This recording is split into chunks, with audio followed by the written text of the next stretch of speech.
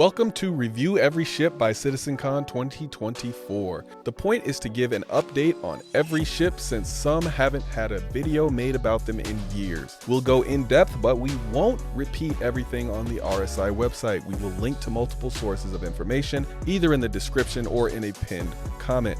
We start our series with the Aegis manufacturer, and we have arrived at the current largest ship in the game, the Aegis Javelin. The Aegis Javelin is a destroyer utilized by the United Empire of Earth Navy. Designed as a modular spacecraft, the UEEN could make major conversions to the Javelin for different roles rather than constructing individualized, specialized capital ships. Javelins are used as convoy escorts, fleet support, orbital fire suppression, reconnaissance, enforce, and fast interception missions. Surplus Javelins have been sold on the civilian market. The ship features a total of 5 decks, each with a variety of crew positions and areas to explore and utilize. The ship's current listed cargo capacity is 5,400 SCU. The maximum and minimum crew, the minimum is 12 and the maximum crew is 80. I'll say this right now, if you don't have anywhere near 50 people, you probably should not be running a Javelin. 50 people should be the minimum for a ship like this. 20 for the Idris, I would say, is the minimum for the Idris to run it effectively, and I'd say 50 is the minimum for a Javelin to run it effectively. Now we're talking large orgs, we're talking just large groups of people, you know, and if you're just doing some, you know, having some fun, of course, you could probably get 50 people on an LFG, you know, group, looking for group type of thing, and just get a bunch of people in the ship just going crazy, and that's probably going to be the most fun use, I think, for the Javelin. I think trying to go and have these space battles is going to be awesome. It's going to be fantastic, but you just aren't going to see those happen that often because of the large amount of time it would take to set those up, and the amount of ships you need to show up, and the amount of people you need to all show up at the same time. I think it'll happen. I'm not saying it won't. Those are going to happen less than just getting 60 or 70 other players to hop on this huge, gigantic ship and just go crazy in the universe. So I definitely think you need 50 minimum for a Javelin. So if you can't get 50 people together, you don't need a Javelin right now. Get to that point and then buy your Javelin. As far as ship speed, we have 50 for the SCM and 900 for the max speed. That is massively subject to change. Those numbers are extremely old. There's been massive changes to the game since those numbers were listed. Like I said, they're not written in stone. These are all just things that we're trying to come up with to kind of estimate based on it being in the game technically, but not in the sense that we can predict it fully and say this and be sure. The Javelin has 2 remote turrets, size 8 and size 9. It has 2 torpedo launchers. We know that there's 32 size 12 torpedoes, and then it has at least 13 man turrets. Some are size 4, some are size 7, but we can't confirm exactly what those final numbers are going to be. So an insane amount of guns on this thing. So, you know, there's a lot of torpedoes, and size 12, anything that thing hits, it's going down outside of another Javelin. Anything a size 12 torpedo hits squarely, it's going down. So we don't know what the damage of those things is going to be, but we know what the size 10s can do. Nobody is going up against a Javelin thinking that it's going to be undergunned, that's for sure. We don't know what the shield and hull HP will be, but we can go based off the parts. So for the avionics, the Javelin has a capital radar. It has 8 medium computers. It has 4 capital power plants. It has 8 medium coolers. It has 4 capital coolers. It has 4 large shield generators, and it has 4 capital shield generators. It has 2 capital fuel intakes. It has 2 capital fuel tanks. It has 1 capital quantum drive, 1 capital jump module, and 1 capital quantum fuel tank. So what does this mean? So it can go far, it can go long, it can go wherever you need it to go. It also has a ton of shield capacity. So we're talking, there's things that the shield region on this thing is going to be so insane that you can't really touch it unless you have probably size 7 weapons or above. This thing is so powerful as far as its defense. You really can't touch it unless you're flying a ship that is meant to strike the Javelin. And we're talking Idris Idris, Kraken, Polaris, maybe a Perseus. We're talking huge ships. A2s, you're gonna have to drop bombs on this thing. You're gonna have to attack it with like size 7 and above weapons. And I'm not quite sure size 7 will be big enough. So yeah, but I wouldn't even come at this thing unless you have a size 7 weapon, because you're not gonna even put a dent in it. You're not even going to dent the shields to be able to attempt to put a dent in it physically on the armor. So yeah, don't worry about just going at a javelin and having fun and maybe we'll get it. No, you're not going to get a javelin unless you come prepared and you come heavily armed. Just to be clear, this thing is estimated to have over 3 million shield HP and 2 million hull HP for a total of 5 million hit points. And you can't hit it unless you can get through the shields. Certain things won't even damage the shields. Certain things won't even damage the hull because of the armor and how strong it is. So this is the capital of capital. It is the biggest ship in the game. I think it should stay the biggest ship in the game, as far as like the ships that we can fly anyway. I do think that the ship might be, when you look at the dimensions of it, there might be some ships that are bigger eventually, like the Endeavor. If you can fully equip that, it might end up being longer depending on what modules they add to that. But yeah, the Javelin is one of those ships where it's the biggest of the big. It's a $2,700 minimum ship, $3,000 if you're using store credit. This is not the ship you buy if you're new to the game. As far as maneuverability, does it even have to maneuver? I mean, we don't know what the maneuverability is anyway, but does it? If it's fully crewed or even half crewed, you can't touch it unless you have the right equipment anyway. And if you can touch it, most of those ships aren't high maneuverability ships anyway, so you don't really need to maneuver to defend the Javelin. Really, your maneuverability is going to be centered on trying to get those turrets on target, and really getting the turrets on target is going to be centered around if there's A2s, because those can move a little faster, if there's eclipses that are trying to drop bombs on you, if there's retaliators that are trying to drop bombs on you.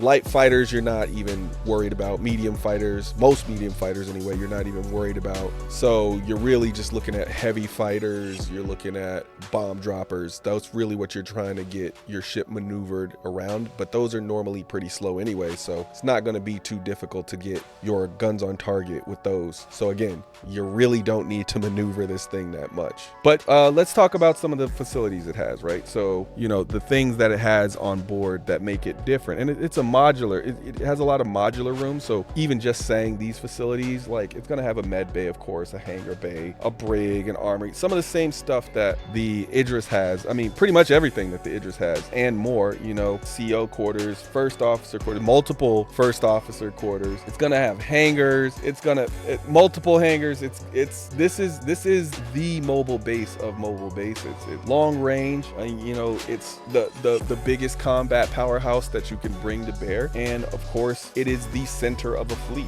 This is not a ship that really does anything outside of command control. This is something that you bring when you want to destroy everything or you want to run everything. Time to give this ship a rating. I rate from 1 to 10, but my 1 is a little different. My 1 is only buy if you have a unique reason that is specific to you or for looks. And my 10 is if you have the money, this ship is almost guaranteed to be useful to you in the game. Excellence achieved.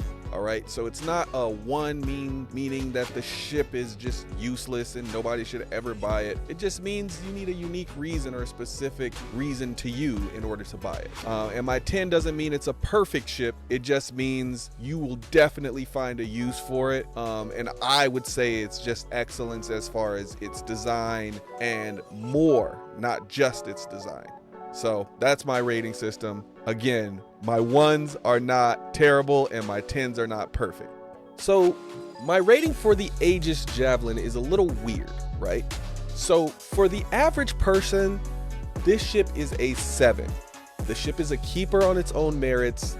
There are other ships that can contend, but this is good. If you have an org where there are 80 or more active members, meaning that they are on the game all the time, anytime you need 80 members, you can grab 80 members and go, then this ship is a 10. But only if you are in that particular org and that is how active your org is. Most orgs, I would say 99% of orgs are not that active. 99% of orgs can't reach that number of people on any given day. So for most people, this ship is a 7. 99.9% of people who play this game, it is a 7. But if you are in the unique position to be in an extremely active org where 80 or more people can be grabbed at any given time, then the ship is a 10, but only in that specific use case. So if I have to pick one rating, I'm giving it the 7. But if you allow me the discretion of choosing 2 ratings for this ship based on circumstance, then I would say a 7 for most people and a 10 for that very specific use case. You know, my opinion on the ship, if you're buying the most expensive ship in the game and you're getting it because you just want to be the biggest and baddest, well, just remember, you're not the biggest and baddest unless you know how to properly operate a ship like this. This is not a ship that beginners are going to be able to hop in with NPC crew and just do damage, because you're going to have to learn how to use this type of ship. It's massive. Not to mention, there's one interesting thing about this ship that I don't think a lot of people talk about, and it's the fact that this ship is not going to be fully equipped with weapons when you have it, when you buy it. You are going to actually have to go through and purchase the weapons for the Javelin. You are just getting the hull when you buy the Javelin. There's not going to be any weapon systems on it whatsoever. Not only that, I think because they said it was going to be battle hardened, and I think they said it was going to be worse for wear, so I think you might even have to repair it when you buy it. So you might have to pay the repair costs when you buy it, along with the fact that you have to buy all the weapons for it. So you might be seeing people fly around with javelins that don't even have all the weapons on them. Like that size 10 front gun is probably going to be like $50 million because it's going to have to be specially made to put on. I mean, and yeah, we can get $50 million in like a month or something. I mean, depending on who you are, but like still, just for that one gun, you had to do that, right? So the Javelin is not for the lighthearted. It's for people who I think if you don't have at least 50 people that you can put on a ship at any given time. And I don't mean you could round up 50 people if you work hard enough. That's not what I'm talking about. If you don't have 50 people that you play with consistently, you are not ready for a Javelin. You can get an Idris if you have 20 people, 30 people. Even if you have 40 people, I'd get an Idris. I don't think that you're going to need, because an Idris with a few other people on some other ships is going to be more useful to you. Until you get to around 50 people, I don't think you should have a Javelin. 50 should be the magic number for this ship, because that's when you're really going to see this ship being used till its full capacity. And again, if you're spending $3,000 on this, you know plenty about this ship, or you're just one of those people who wanted to have the biggest and the baddest. And you know, I respect it. Sometimes we just want to have the biggest and the baddest. I'm not one of those people. I'll never own a Javelin. I don't even think I'll own one in game unless I become like a billionaire who just can spend money on whatever. Then I'll just have one just to have one. But I don't think I'll ever own a Javelin. I might own an Idris. I'll definitely own a Kraken. I think Kraken might end up being the biggest ship I ever own, depending on how well my Banu merchantman does, because I think that's the only way I get a Kraken, and it would be a privateer. It wouldn't be a regular one. So yeah, I think the Javelin is a great ship because it's the only one. It's the only one of its kind. It's the biggest ship that you can get if you are into the massive ship battle gameplay and you have 50 people you can consistently play with, and you have a massive amount of money to spend. Go ahead and get the Javelin. But if you don't fit all of those things, then don't even come near the Javelin. Please don't come near the Javelin unless you have all of those things. All right, that's the Aegis Javelin. That's all I have for this one. I'll see you in the next one. Peace.